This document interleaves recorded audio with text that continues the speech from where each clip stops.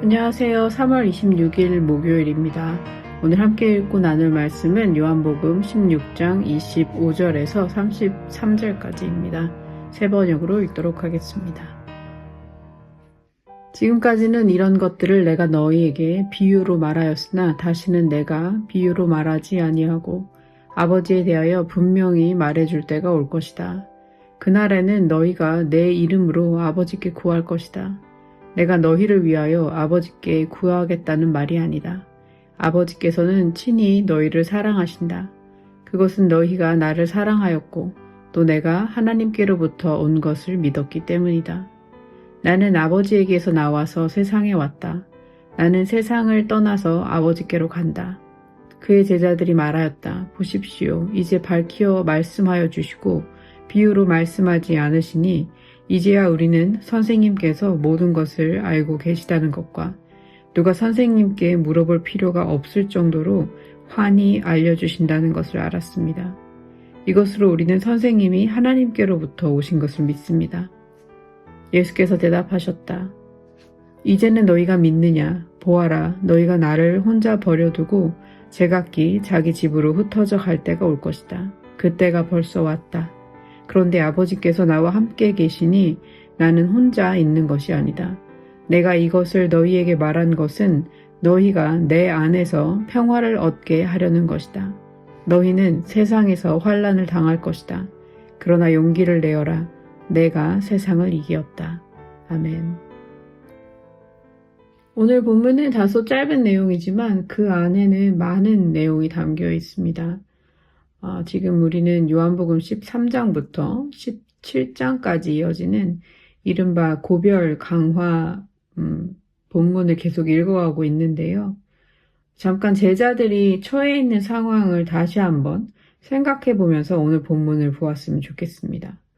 예수님께서는 계속해서 어디론가 가신다는 말씀을 계속하고 계시고 제자들은 그 의미를 전혀 이해하지 못하고 있는 상황입니다. 조금 있으면 너희는 나를 보지 못할 것이고 또 조금 있으면 나를 보게 될 것이다 라는 식으로 알쏭달쏭한 말씀을 하시는 예수님의 말씀을 들으면서 제자들은 서로 수근거리기도 하면서 혼란스러워합니다. 예수님은 곧 다가올 십자가와 부활을 생각하고 계시지만 제자들은 아직 그런 일이 일어날 것이라는 사실조차 알지 못하고 있는 상황입니다. 바로 그러한 혼란과 불안한 감정 속에서 오늘의 본문이 이어집니다. 그리고 바로 다음 장인 17장에는 예수님께서 제자들을 위해 기도하시는 이른바 대제사장적 기도가 나옵니다. 그러니까 오늘 본문은 고별 강화의 결론이기도 하면서 17장의 기도로 이어지는 중요한 전환점이라고 볼 수 있습니다. 25절입니다. 지금까지는 이런 것들을 내가 너희에게 비유로 말하였으나 다시는 내가 비유로 말하지 아니하고 아버지에 대하여 분명히 말해줄 때가 올 것이다. 예수님은 공생애 동안 비유로 많이 말씀하셨습니다. 당시 유대 문화에서는 랍비들이 비유와 수수께끼를 통해 진리를 전하는 전통이 있었다고 합니다. 어쩌면 예수님도 그 전통 안에서 말씀하셨다고 할 수 있습니다.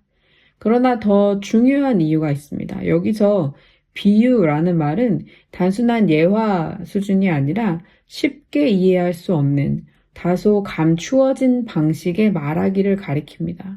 하나님 나라의 실체는 인간의 언어로 완전히 담아낼 수 없기 때문입니다. 이것과 같다, 이것과 비슷하다, 이것에 비유하면 이라는 방식으로 말씀하신 것은 그 때문입니다. 또 한 가지 이유가 있습니다. 제자들은 자꾸 땅에 속한 관심사를 가지고 예수님의 말씀을 이해하려 했습니다. 예수님이 주시고자 하는 것과 제자들이 원하는 것이 달랐던 것입니다. 그러니 아무리 말씀을 하셔도 서로 평행선을 달릴 수밖에 없었습니다. 그런데 이제 분명히 말해줄 때가 온다고 하십니다. 이때는 예수님의 십자가와 부활, 승천 이후 그리고 성령이 임하신 이후를 가리킵니다. 성령께서 오시면 제자들은 진리 가운데로 인도받고 이전에는 가려져 있던 하나님 아버지의 뜻을 더 분명히 알게 됩니다. 그리고 이것은 제자들만의 이야기가 아닙니다. 지금 이 말씀을 읽고 묵상하는 이 자리 역시도 바로 그 분명히 말씀하시는 때의 연장선 위에 있습니다. 26절과 27절을 읽겠습니다. 그날에는 너희가 내 이름으로 아버지께 구할 것이다. 내가 너희를 위하여 아버지께 구하겠다는 말이 아니다.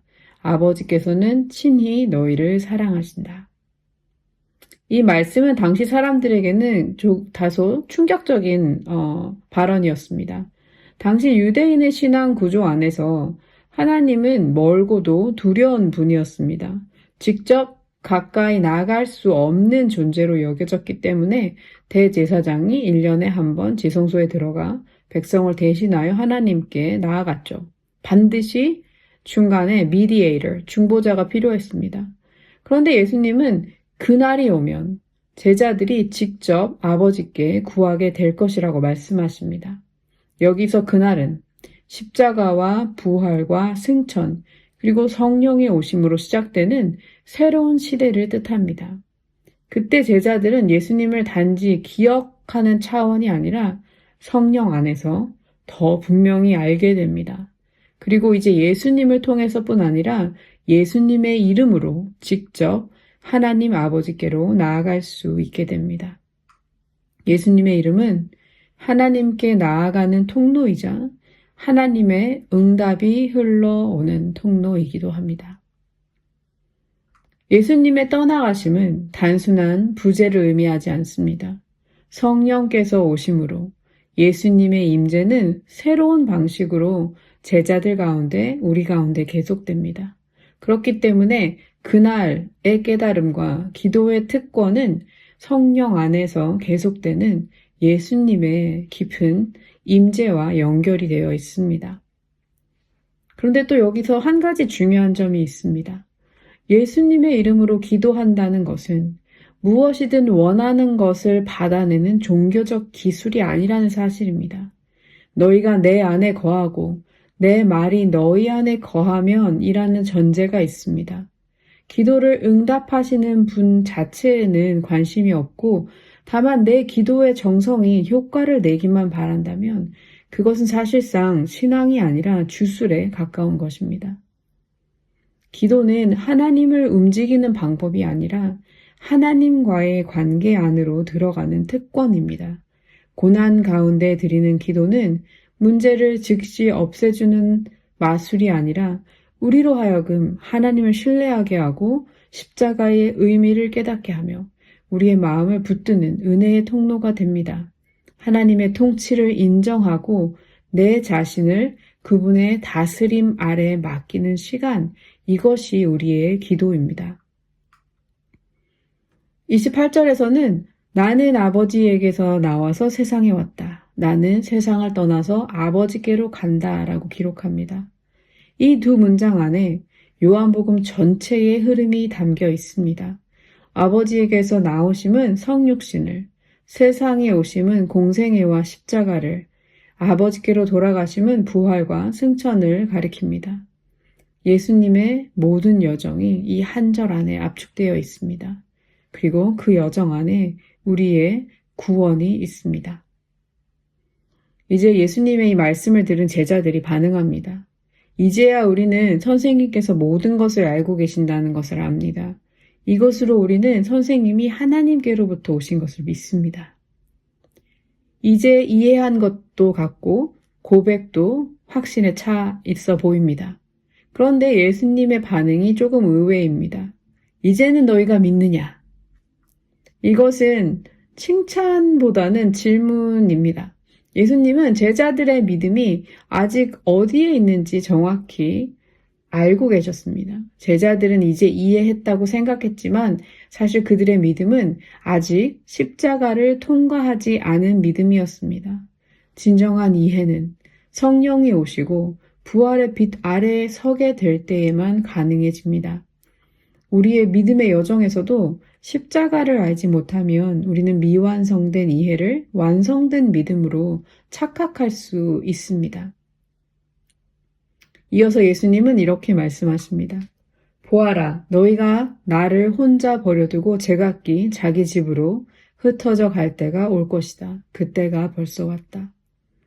몇 시간 후 제자들은 실제로 모두 도망을 가게 됩니다.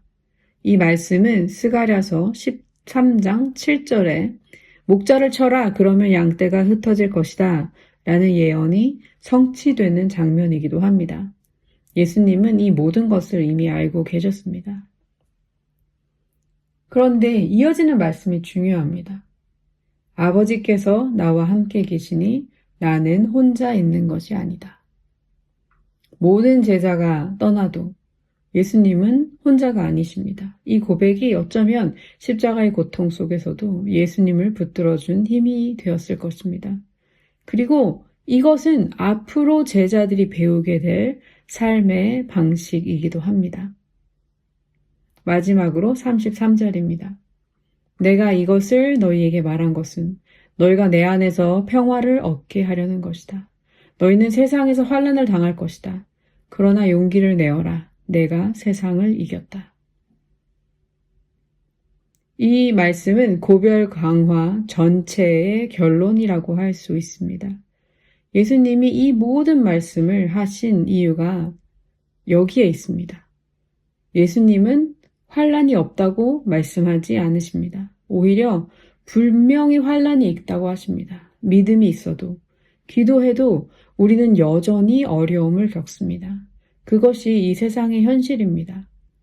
그래서 용기를 내어라 라고 말씀하십니다. 이것은 단순히 힘내라, 응원하는 단순한 위로의 메시지가 아니라 명령입니다. 두려움 속에서도 믿음으로 서라는 명령입니다.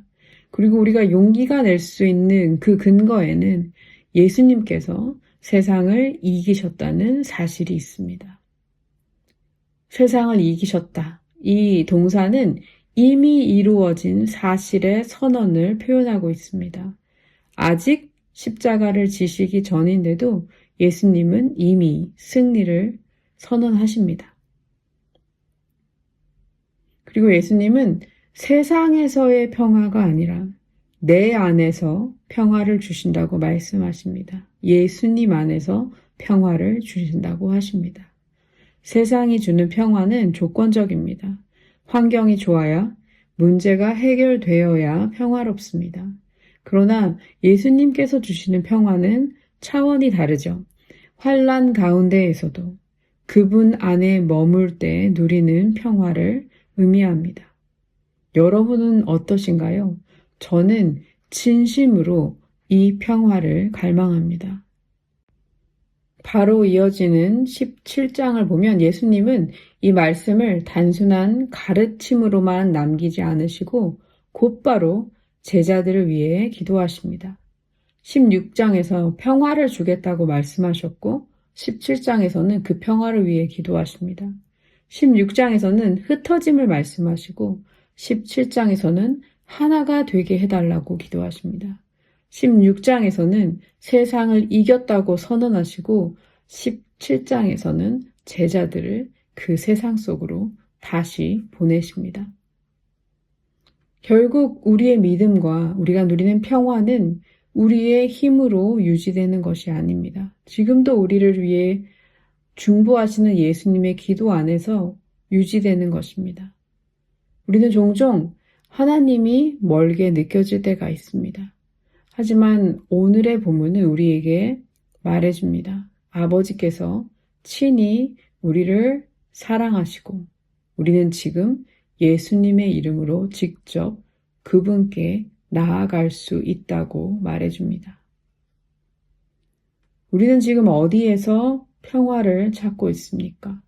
환경이 바뀌어야, 문제가 해결되어야 평화로울 것이라 생각하고 있지는 않습니까?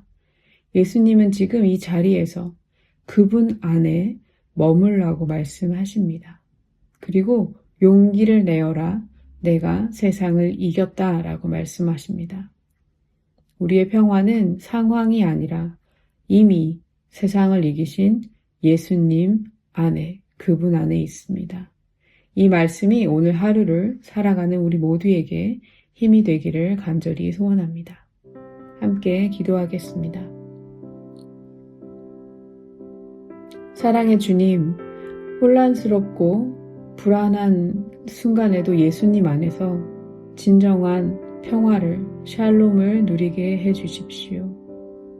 환경이 아니라 이미 세상을 이기신 예수님을 바라보게 하시고 예수님의 이름으로 아버지께 담대히 나아갈 수 있는 우리의 삶과 우리의 기도가 되기를 간절히 소망합니다.